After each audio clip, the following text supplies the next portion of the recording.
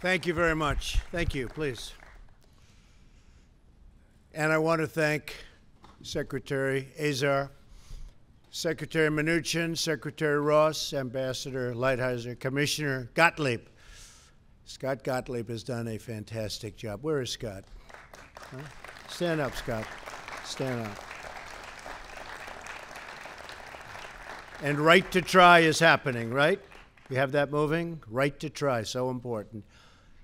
Administrator Werner, Director Mulvaney, for being here with us today in the beautiful Rose Garden at the White House.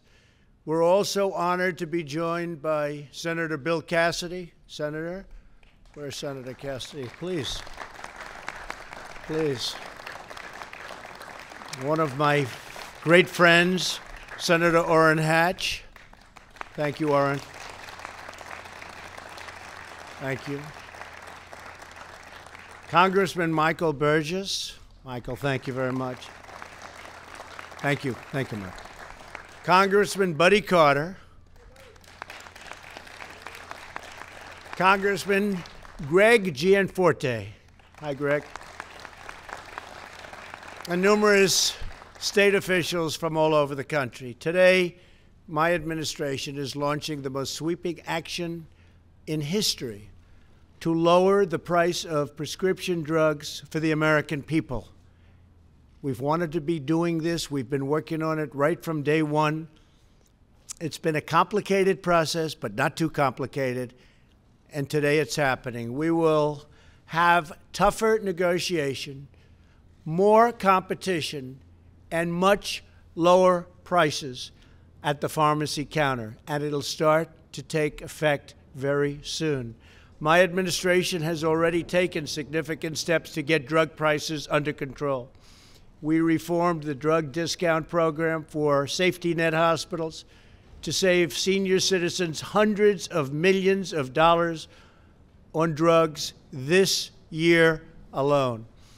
We're also increasing competition and reducing regulatory burdens so drugs can be gotten to the market quicker and cheaper.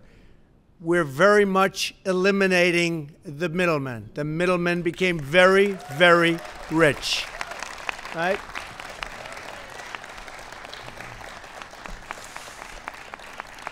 Whoever those middlemen were, and a lot of people never even figured it out, they're rich. They won't be so rich anymore. Last year, the FDA approved more than 1,000 low-cost generics, the most in history, which has already saved the American people nearly $9 billion. Thank you, Scott. Next, we're going to take on one of the biggest obstacles to affordable medicine, the tangled web of special interests. Not too many are sitting here today, but they used to be here all the time. The drug lobby is making an absolute fortune at the expense of American consumers. No industry spends more money on lobbying than the pharmaceutical health products industry. Last year, these companies spent nearly $280 million on lobbyists. That's more than tobacco, oil, and defense contractors combined. Health insurance companies and other providers spent another $200 million to protect the status quo and to keep prices artificially high. And they've been very successful doing it for many, many years. Everyone involved in the broken system, the drug makers, insurance companies, distributors, pharmacy benefit managers, and many others contribute to the problem. Government has also been part of the problem because previous leaders turned a blind eye to this incredible abuse. But under this administration, we are putting American patients first.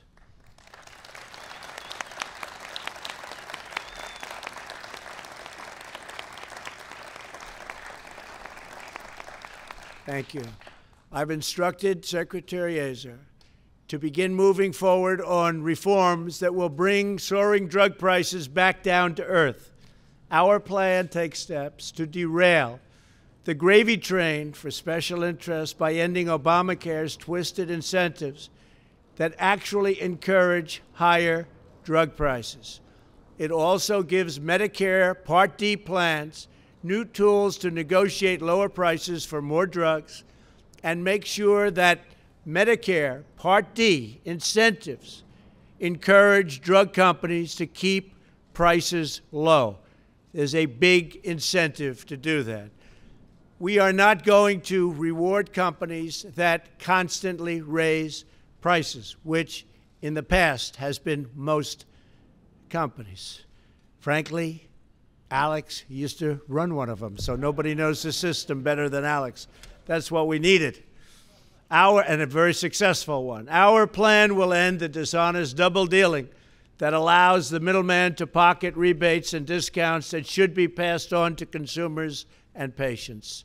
Our plan bans the pharmacist gag rule, which punishes pharmacists for telling patients how to save money.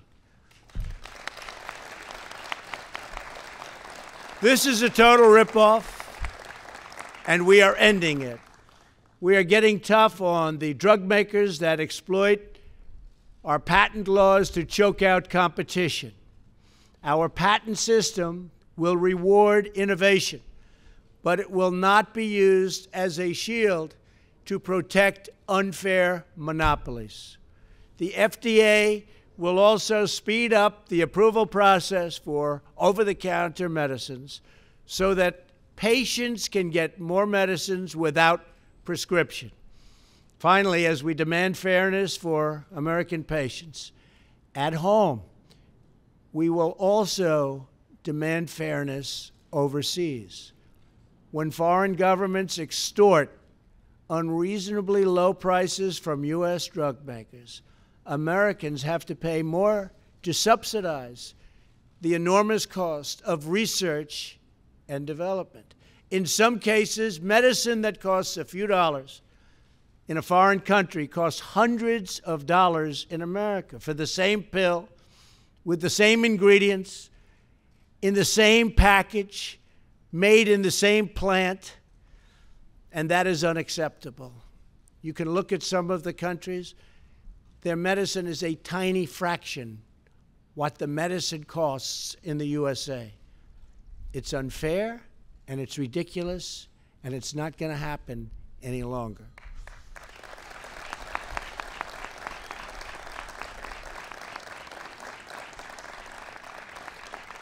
It's time to end the global freeloading once and for all.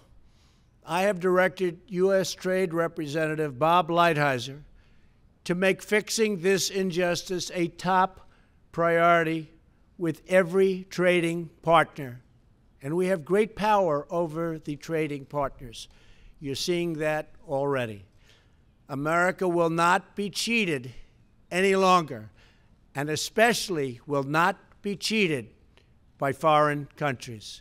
The American people deserve a health care system that takes care of them, not one that taxes and takes advantage of our patients and our consumers and our citizens. These reforms are just the beginning.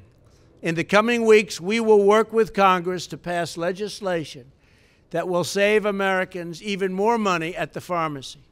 For that, we need the help of Congress, and we think it will be forthcoming. We will work every day to ensure all Americans have access to the quality, affordable medication they need and they deserve. And we will not rest until this job of unfair pricing is a total victory for the USA. It will happen, and it's going to happen quickly. So thank you again, everybody in the audience. Thank you, Secretary Azar. And I'd like to ask the Secretary, a very talented man, to come up and do a little explanation, because we're going to see those prices go down. It'll be a beautiful thing to watch. Thank you, Mr. Secretary.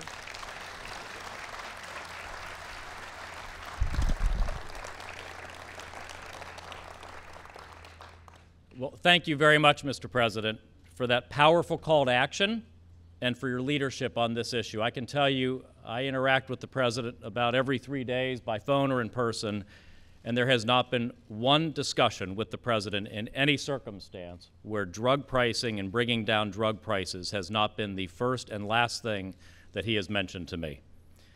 You have made it clear how important it is to bring down health care costs for the American people and get better deals on drug pricing in particular. That's why you've made history today, by laying out the most comprehensive action plan for drug affordability of any president in our history. The problem of high prescription drug costs is something that's been talked about in Washington for a long time. But that's all it's been. Talk, talk, talk. We're privileged to have a president finally taking action by laying out a blueprint for solving these problems using private sector competition and private sector negotiation. We're not going to propose cheap political gimmicks. The President's blueprint is a sophisticated approach to reforming and improving this unbelievably complex system. Everybody at HHS is rolling up their sleeves to get to work on this. Let me just give a couple of examples. Think about all the time that everybody spends watching drug company ads on TV and how much information companies are required to put in them. If we want to have a real market for drugs, why not have them disclose their prices in the ads too?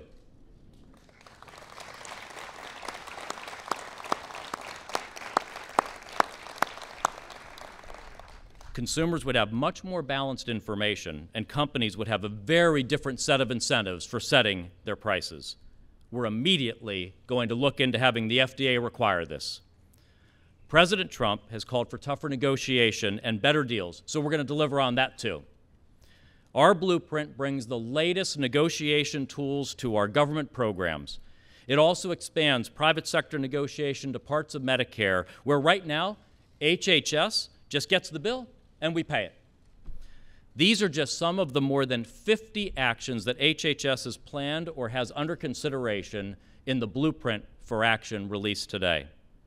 This is not a one-and-done deal. It is a comprehensive process, and as the President said, it will take time to reorder an entire complex multi-billion-dollar system of our economy. But we are going to drive real change in this system while continuing to lead the world in innovation and patient access to medicine. So thank you again, Mr. President, for your vision, your leadership. We're eager to get to work. With real competition and with the right incentives, your blueprint is going to finally put American patients first.